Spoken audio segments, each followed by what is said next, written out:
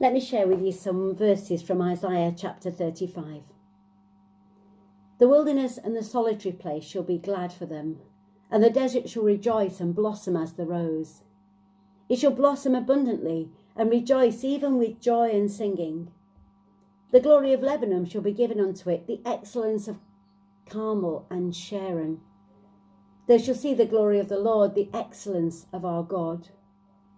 Strengthen ye the weak hands and confirm the feeble knees. Say to them that are of fearful heart, be strong, fear not. Behold, your God will come with vengeance, even God with a recompense. He will come and save you. Then the eyes of the blind shall be opened, and the ears of the deaf shall be unstopped. Then shall the lame man leap as a deer, and the tongue of the dumb sing. For in the wilderness shall waters break out, and streams in the desert.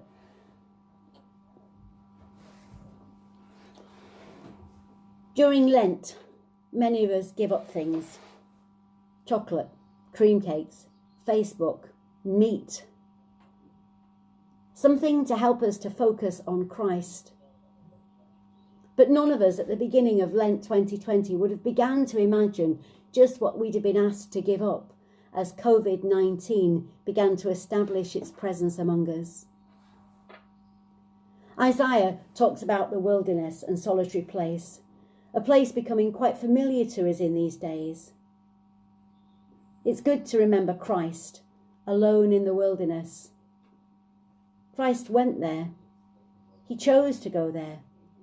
Not to be tempted, but he chose to go there in preparation for the ministry that lay ahead, to spend time in prayer, to spend time alone with the Father.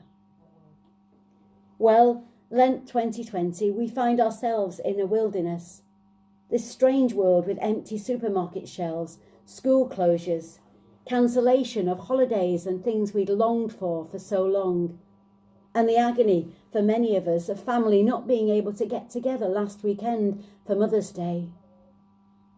We find ourselves in uncharted waters, and every time Boris appears on our TV screen to give us the State of the Nation address, he looks more concerned than before. Suddenly, this is a solitary place. So let's remember Jesus in the wilderness. This Lent, let's focus on Jesus, on what he did there as he fasted for 40 days and 40 nights. Food has become a huge issue for our society at the moment, with supermarkets being so empty and products in such demand and rationed like they haven't been since the end of World War II. But what is there to learn here? Can we learn something from Jesus as we're in this place of need, hunger, loneliness, fear?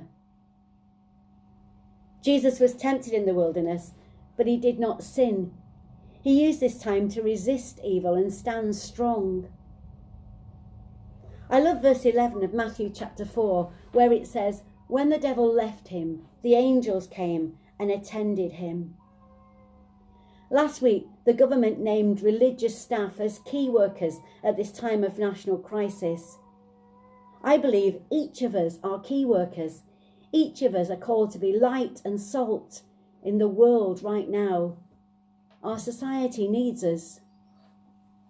We are the people of God. We are to be like angels who share hope and love and joy, whatever lies ahead. Remember, in the wilderness and solitary place, there is gladness, there is rejoicing, there is beauty and new life, there is singing, there is the glory of God. And in this time, we need to say to those who fear, be strong, do not be afraid, God is with us. Many people won't know God is with us. They'll be frightened.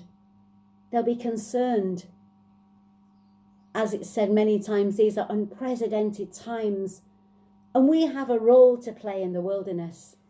We're to be messengers of joy, peace, hope, love.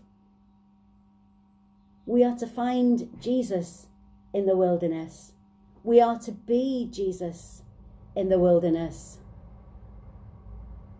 We didn't choose to be here, but while we're here, let us learn from Christ And let us find new ways to show God's amazing love and care for all people.